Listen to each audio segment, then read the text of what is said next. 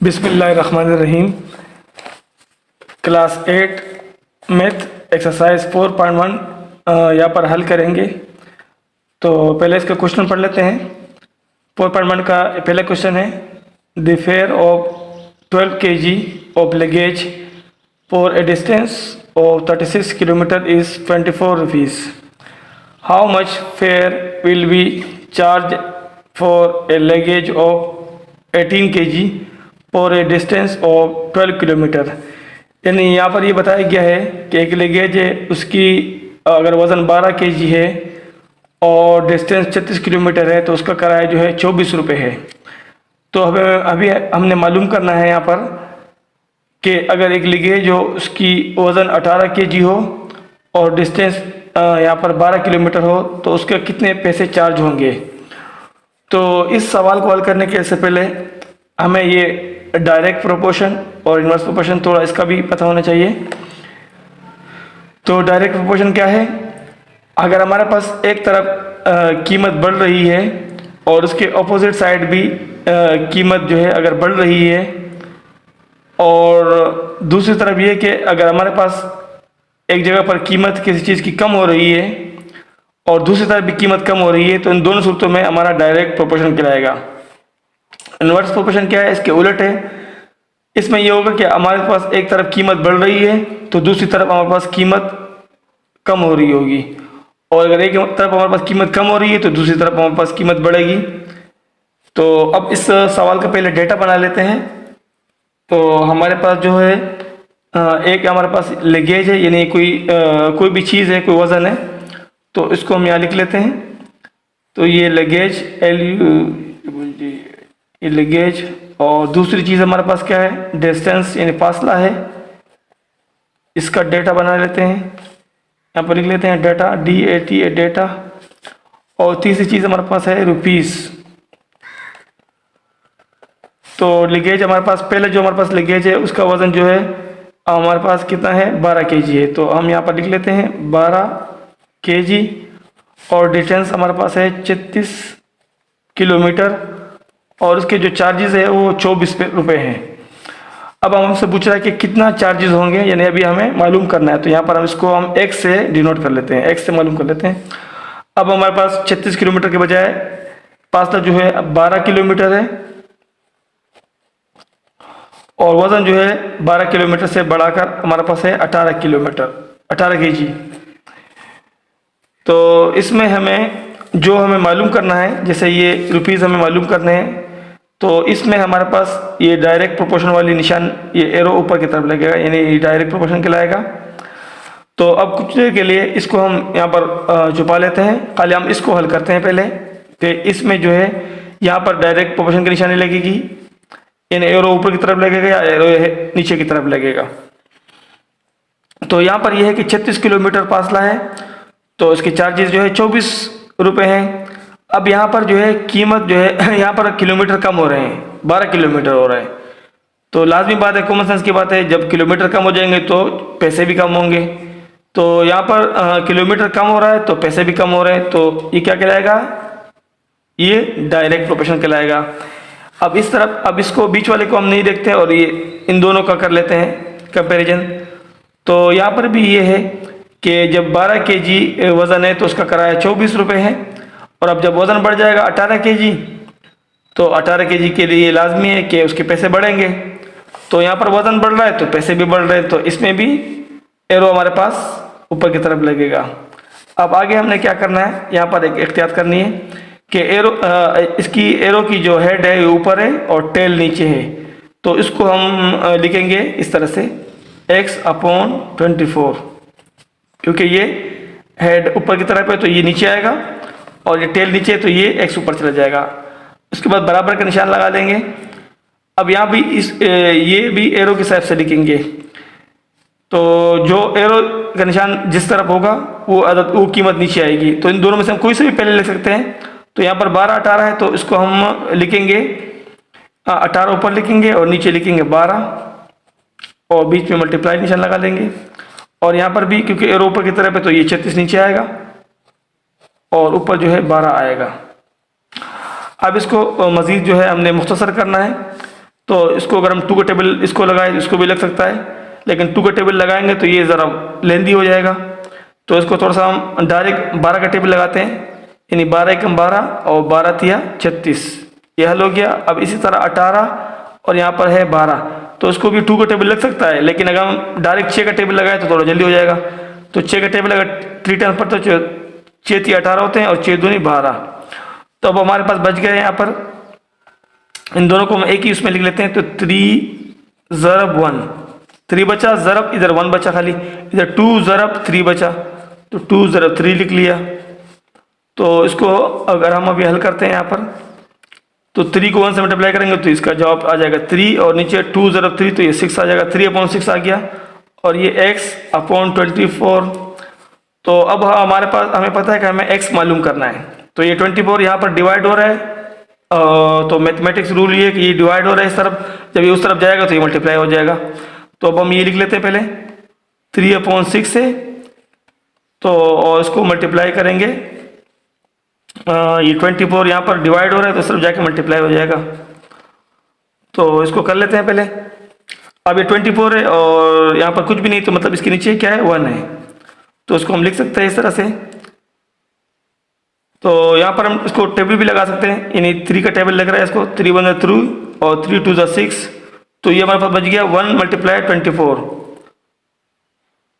1 × 24 हो गया, और नीचे 2 × 1 तो ये 2 आ गया। अभी मज़ीद इसको हम मुख्तसर कर सकते हैं, 2 का टेबल इसको लग रहा है 2 × 2 और 2 × 2 2 2 4, तो हमारे पास यहाँ पर 12 बच गया। x बराबर है 12, यानी 12 रुपीज़ इसकी कीमत होगी। तो इस तरह से ये सवाल हल हो गया। बिस्मिल्लाहिर्रहमानिर्रहीम। तो क्लास 8 में एक्सरसाइज 4.2 का एक्सरसाइज 4.1 का ये 2 नंबर क्वेश्चन है, जिसमें ये सवाल आप इंग्लिश में आपके पास किताब में है या आपके पास भले उर्दू में है। तो इसमें ये कह रहा है कि 4800 लोगों के लिए जो है 20 दिन के हिसाब से खाना मौजूद है डेली उनको, यानी 1.5 kg अगर खाना मिलेगा तो 20 दिन तक 4800 लोगों के लिए काफ़ी होगा। तो अब कह रहे हैं कि अगर वही खाना, जितने भी खाने की टोटल तादाद है, अगर वही खाना 1.0 kg यानी 1 kg के हिसाब से 16 दिन अगर हम दे तो वो खाना जो है कितने लोगों के लिए काफ़ी होगा। तो इस सवाल का पहले डेटा समझ लेते हैं, जब डेटा लिख लेंगे तो फिर सवाल हल करना हमारे लिए जो है आसान होगा।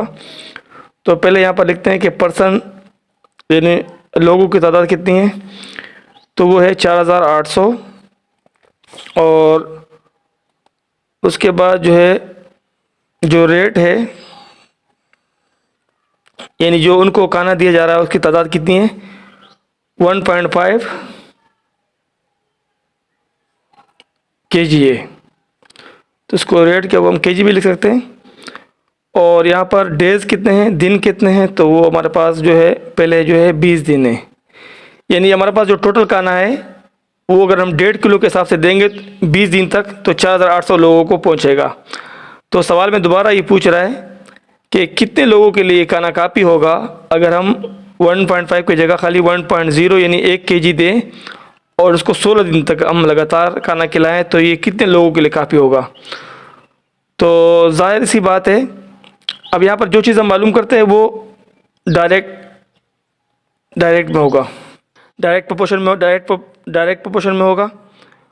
और दूसरा जो है अभी इसको हम देख लेते हैं, पहले हम इसको देख लेते हैं कि इसकी तरफ एरो कहाँ लगेगा।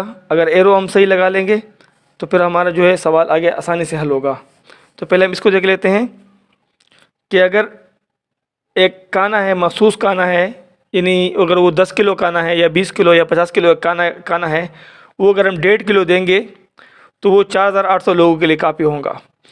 इसी तरह अगर वो खाने की तादाद हम कम करेंगे 1.0 यानी 1 kg करेंगे तो लाजमी बात है कि वो ज़्यादा लोगों के लिए काफ़ी होगा, क्योंकि उसकी तादाद हमने कम कर दी, अब एक किलो दे रहे हैं।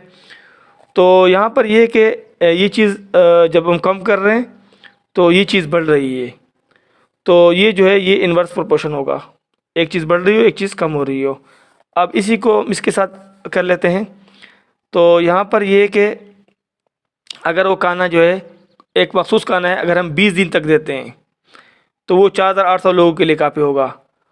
तो जाहिर सी बात है, अगर वही खाना जो 20 दिन भी काफ़ी है उसको हम 16 दिन के अंदर ख़त्म करना चाहें तो लाजमी बात है कि यहाँ पर हम दिन कम कर रहे हैं, तो यहाँ पर क्या होगा, लोगों की तादाद बढ़ेगी, यानी ज़्यादा लोग उसमें शेयर हो जाएंगे, ज़्यादा लोग उसमें खाना खा लेंगे, क्योंकि जो 20 दिन का खाना है वो हम 16 दिन में अंदर ख़त्म कर रहे हैं। तो यहाँ पर क्या है, दिनों की तादाद हम कम कर रहे हैं, तो यहाँ पर लोगों की तादाद बढ़ रही है, तो यहाँ पर भी इन्वर्स प्रोपोर्शन होगा। और यहाँ पर एक फार्मूला हमें याद करना है।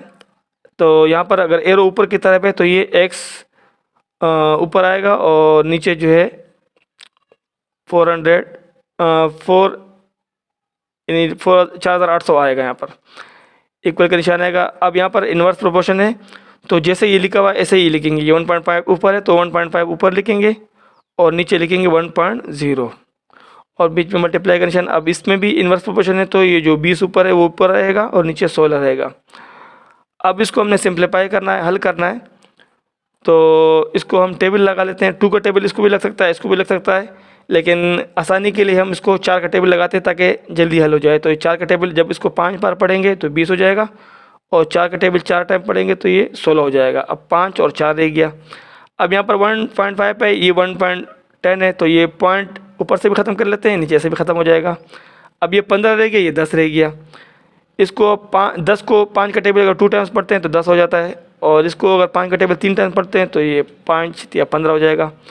अब इसको यहाँ पर ऐसे लिख लेते हैं, यहाँ पर ऊपर 3 रह गया तो 3 मल्टीप्लाई, यहाँ पर 5 बच रहा है तो इसको 5 को लिख लेते हैं, और यहाँ पर 2 रह गया तो 2 और मल्टीप्लाई, और यहाँ पर 4 है तो इसको लिख लेते हैं। तो अब इसको मल्टीप्लाई कर लेते हैं। यहाँ पर 3 को 5 से करेंगे तो ये 15 हो जाएगा, और 2 को 4 से करेंगे तो ये 8 हो जाएगा। तो ये हमारे पास बच जाएगा 15, और या अपॉन में हमारे पास आ जाएगा 8, और ये x अपॉन 4 800 जो है यानी 4800 ये हमारे पास रहेगा। अब यहाँ पर हम x लिख लेते हैं, और ये 4800 जो है यहाँ पर डिवाइड हो रहा है, लेकिन हमें x की कीमत मालूम करनी है, तो ये डिवाइड हो रहा है, तो इस तरफ जाके ये क्या हो जाएगा, ये मल्टीप्लाई हो जाएगा 4 4800 जो है। तो अब ये है यहाँ 15 और इसके नीचे 8 है, और ये 4800 के नीचे कुछ भी नहीं है, तो मतलब अब इसके नीचे 1 लिख लेते हैं। तो अब इसको टेबल लग सकता है, देखते हैं, ये 8 है और ये इसे क्रॉस में टेबल लग सकता है। यहाँ पर तो 1 है और 15 इसको तो नहीं लगेगा, लेकिन ये 8 और 48 है, इसको लग सकता है।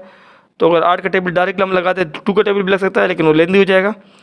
तो 8 एकम 8 और इसको 4800 को और लगाते हैं, तो 8 पंजे 40, 8 छिके 48, 8 छिके 48 होता है, और 2 0 ऊपर चले जाएंगे। तो इसको हम नीचे लिख लेते हैं, यहाँ पर 15 बच गया और ज़रब 600 बच गया, और x अपनी जगह पर है। अब जब इसको 15 को 600 से ज़रब करेंगे तो ये हमारे पास जवाब आ जाएगा 9000। तो 9000 पीपल की तादाद यानी 9000 लोगों के लिए ये खाना काफ़ी होगा, और ये हमारा सवाल इस तरह हल हो गया।